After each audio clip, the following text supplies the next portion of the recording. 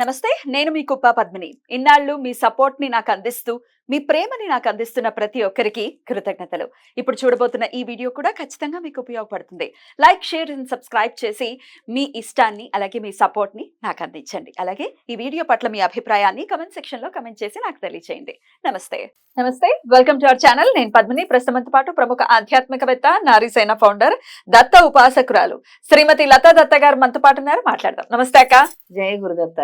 అక్క, కొంతమంది అడుగుతూ ఉంటారు, మాకు నిజంగా మేము డబ్బున్న వాళ్ళం అవుతామా, బాగా మహా సంపదల్ని వస్తాయా, అసలు మాకు అసలు ఆ రాత ఉందా అని అడుగుతూ ఉంటారు.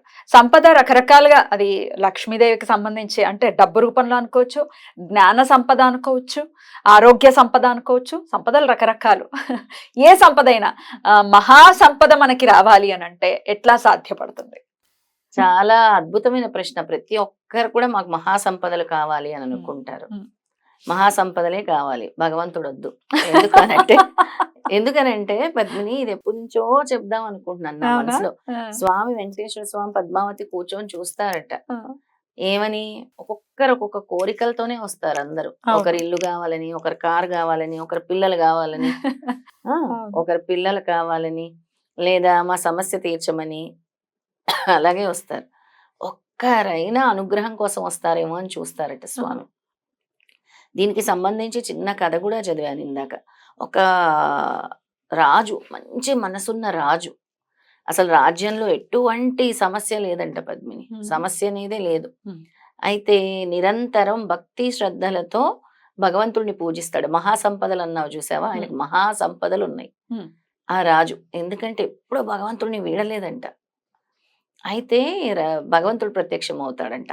ఆయన భక్తికి మెచ్చి, అలాగే ఆయన రాజ్యంలో ఎవ్వరికీ లోటు లేకుండా ప్రజల్ని సుభిక్షంగా చూసుకుంటాం.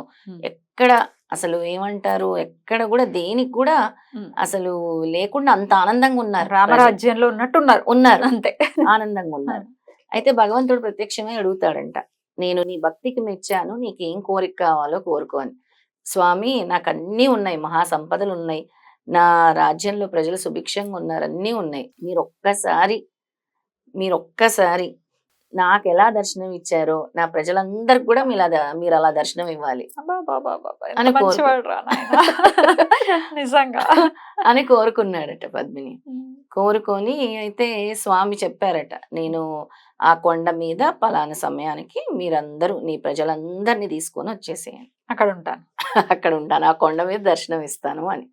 అయినా స్వామి చెప్పారంట, ఎంతకి అది అందరికీ నేను కనబడను నాయన, అందరికీ నేను కనబడను, ఎవరైతే నన్ను ఆర్తితో పిలుస్తారో వాళ్ళకే కనబడతాను అని చెప్పినా కూడా రాజు వింటం లేదు. అతి మంచివాడు కదా, నా ప్రజలకు కూడా ఇవ్వాలన్నా అలాగే దర్శనం అని. ఇంకా ఆయన భక్తికి మెచ్చి స్వామి ఏమీ చేయలేక ఈ విధంగా అక్కడికి రమ్మన్నారు. ఇక రాజు ప్రజలందరినీ కూడా తీసుకొని పలానా సమయానికి వెళ్ళాలని బయలుదేరి వెళ్తూ ఉంటారు. వెళ్ళాలి కదా, కొండ దగ్గర కంటే ఊరు చివరి కొండ దగ్గర కంటే ఊరిలో నుంచి అంటే దాటాలి కదా కొంచెమైనా. వెళ్తూ వెళ్తూ వెళ్తూ ఉండగా ఇంకా భగవంతుడి పరీక్షలు ఎలా ఉంటాయి, రాగి నాణాల రాగి నాణాలు మూటలు కనబడ్డాయట. అందులో కొంతమంది ప్రజలు పరిగెత్తుకొని వెళ్ళి రాగి నాణాలు దొరికాయి, ఇవి మళ్ళీ దొరుకుతాయి, ఆ భగవంతుడు ఎప్పుడైనా కనబడతాడు, రాగి నాణాలు మళ్ళీ దొరుకుతాయి అని వెళ్ళి తీసుకొని సగం మంది వెళ్ళిపోయారు. మళ్ళీ మిగతా సగం మందితో వెళ్తూ వెళ్తూ ఉన్నాడు రాజు. వెళ్తూ ఉంటే ఈసారి వెండి నాణాలు కనబడ్డాయట. ఇంకా కొంతమంది పరిగెత్తుకొని వెళ్ళి వెండి నాణాలు తీసుకొని అమ్మయ్య అని తృప్తి చెంది మాకు వెండి నాణాలు దొరికాయని వెళ్ళారట. ఇంకొంతమంది ఎవరైతే రాజుగారిని ఫాలో అయ్యారో వాళ్ళు ముందుకెళ్ళేసరికి బంగారు నాణాలు దొరికాయట. బంగారు నాణాలని తీసుకొని కూడా మిగతా కొంతమంది వెళ్ళిపోయారు. చివరికి మిగిలింది రాజు రాణి. ఆయనకే మళ్ళీ దర్శనం. రాజు రాణి ఇద్దరు వెళ్ళారు. వెళ్తూ వెళ్తూ ఉండగా వజ్రాల కొండ తగిలిందంట. ఇంకా రాణి ఊరుకుంటుందా వజ్రాల? ఏమండి, మీరు స్వామి మీరు వెళ్ళిరండి, రాజా మీరు వెళ్ళిరండి, నేను ఇక్కడే ఉంటాను. చాలా చింతించాడట రాజు. ఇదేంటి ఆఖరికి నా భార్య కూడా అని వెళ్ళి భగవంతుడిని కలిస్తే, చూసావా నాయన, భగవంతుడు అందుకే అందరికీ కనబడ్డు, ఎవరికైతే పరిపూర్ణమైన భక్తి విశ్వాసం మనస వాచ కర్మన ఆర్తితో ఇప్పుడు మహా సంపదలు కావాలా నేను కావాలా అని అంటే నువ్వు నేను కావాలి అని అనుకున్నావు, వాళ్ళందరూ దాన్ని అని అనుకున్నారు.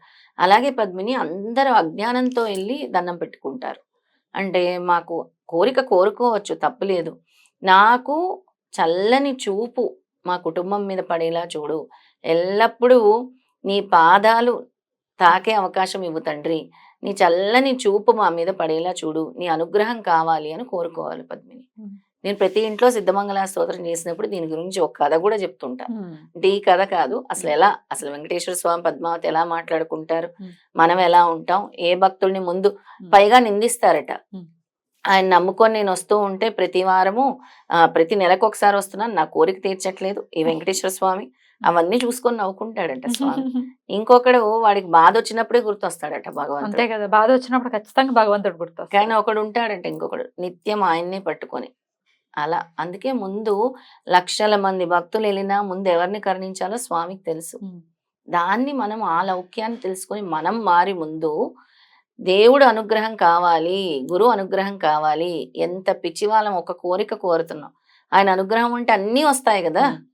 కరెక్ట్, అది తెలుసుకోవాలి. అయితే ఇప్పుడు లక్ష్మీదేవి మహాసంపదలు ఎలా ఇస్తుంది అంటే, ఇందాక కూడా నేను చెప్పాను, లక్ష్మీదేవికి విష్ణుమూర్తికి, ఇప్పుడు లక్ష్మీదేవిని పూజించి విష్ణుమూర్తిని పూజించకపోతే లక్ష్మీదేవి కోపం వస్తుంది. ఎప్పుడు కూడా విష్ణుమూర్తిని పూజిస్తూ ఉండాలి. అయితే వీళ్ళకి ఉసిరిక దానం చేస్తే, దానం అని కాదు, ఉసిరిక దానం కాదు, ఉసిరిక నైవేద్యంగా పెడితే బంగారం ఇచ్చినంత, అంటే అంత ఇష్టం అన్నమాట విష్ణుమూర్తికి లక్ష్మీదేవికి. ఎప్పుడైనా సరే ప్రతి శుక్రవారం కూడా ఎప్పుడైతే ఉసిరికాయలు మీకు లభ్యమవుతాయో ఉసిరిక గుజ్జు అలాగే ఉసిరిక పొడి నీళ్ళల్లో వేసి ప్రతిరోజు స్నానం చేయాలట. తలకి స్నానం, ఒంటి స్నానం కాదు, తలకి స్నానం చేయాలి ప్రతిరోజునా? ప్రతిరోజు. అలా కొన్ని రోజులు మీకు ఇప్పుడు నాకు మహాసంపదలు కావాలి అని అంటే ఏదైనా ఊరికే వస్తుందా, మనం దాన్ని చేస్తేనే వస్తుంది. నువ్వు ఒక 6 నెలలు చెయ్యి, నీకు వచ్చింది అనుకో మహాసంపదలు, దాన్ని కంటిన్యూ చేస్తావు కదా. మహాసంపదలు అంటే నా దృష్టిలో డబ్బు ఒక్కటే కాదు, ఆరోగ్యం, మనశ్శాంతి, ఆనందము, నువ్వు అనుకున్నప్పుడు నీ పనులు జరగటము, నీ కుటుంబం సంతోషంగా ఉండటము, గొడవలు లేకుండా, నీకు ఆ టైంకి ఏది కావాలో భగవంతుడు ఇవ్వటం, దాన్ని ఐశ్వర్యం మహాసంపద అని లక్ష్మీ నిధిలో కూడా ఉంటుంది ఇది. ఇక నేను ఒక మంత్రం చెప్తాను, అది నిత్యం చదువుకొని, లక్ష్మీదేవి విమల మంత్రం అంటారు. విమల మంత్రం బాగుంది పేరు. విమల మంత్రం, లక్ష్మీదేవి విమల మంత్రము.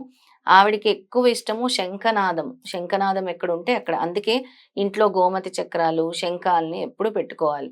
ఏమీ లేకపోతే లక్ష్మీ గవ్వలు, 8 లక్ష్మీ గవ్వలు పసుపు రంగులో ఉంటాయి, తెచ్చి పెట్టుకోండి, పూజించుకోండి. అలాగే ఈ మంత్రం చదువుతూ ఉండండి నిత్యం. స్వామికి ఎప్పుడు కూడా ఏంటి అని అంటే ఏదో ఒక నైవేద్యం, మీకు ఏమీ లేకపోతే ఒక దానిమ్మ పండు పెట్టుకోండి. అమ్మవారికి తామర పువ్వు చాలా ఇష్టం, అట్లీస్ట్ ఒక్క తామర పువ్వు అయినా తెచ్చి పెట్టడానికి ప్రయత్నించండి. తప్పకుండా. అలాగా ఈ స్తోత్రం ఏంటంటే, ఓం లక్ష్మి కమలవాసిన్యే స్వాహ, ఓం లక్ష్మి కమలవాసిన్యే స్వాహ. చాలా సులభమైన మంత్రము. 108 సార్లు చదువుకోండి. ప్రతి గురువారం శుక్రవారం కూడా అమ్మవారిని పూజించండి. అద్భుతం. ఇది పూజిస్తే చాలా అంటే తొందరగా ఫలితం వస్తుంది అమ్మవారికి. ఇక పోయిన సంపదలు ఎలాగా? పోయిన సంపదలు కూడా వస్తాయా? పోయిన సంపదలు ఎలాగా? అయితే బతికి చెడ్డవాళ్ళ బాగా బ్రతికి చెడ్డవాళ్ళం అండి, పోయింది మొత్తం అని అనుకుంటూ ఉంటారు. అమ్మో అది మాత్రం చాలా కష్టం. ఎందుకంటే అడ్జస్ట్ కాలేరు, మెల్లమెల్లగా ఎదిగి అక్కడికి వెళ్ళటం ఇస్ డిఫరెంట్. కానీ అక్కడి నుంచి కింద పడిపోతే అసలు ఒక ఎపిసోడ్ లో చెప్తాను అసలు ఎందుకు డబ్బు పోతుంది అని. కొన్ని కారణాలు లక్ష్మీ అమ్మవారు చెప్తారు, చాలా, అది ఒక ఎపిసోడ్ సపరేట్. అసలు ఎందుకు మేము బాగా బ్రతికాము ఎందుకు పోతుంది అని అంటే, వచ్చిన ధనంలో కూడా 5 భాగాలుగా విభజించి దానం చేయాలని చెప్పింది అమ్మవారు. దానం చేయని చోట, ఏ ఇంట్లో అయితే దాన ధర్మాలు ఉండవో ఆ ఇంట్లో నేను ఉండనని చెప్పింది. ఏ ఇంట్లో అయితే గొడవలు ఉంటాయో అమ్మవారు ఉండనని చెప్పింది. ఏ ఇంట్లో అయితే ఈర్ష్యా ద్వేషాలు ఉంటాయో అక్కడ ఉండనని చెప్పింది అమ్మవారు.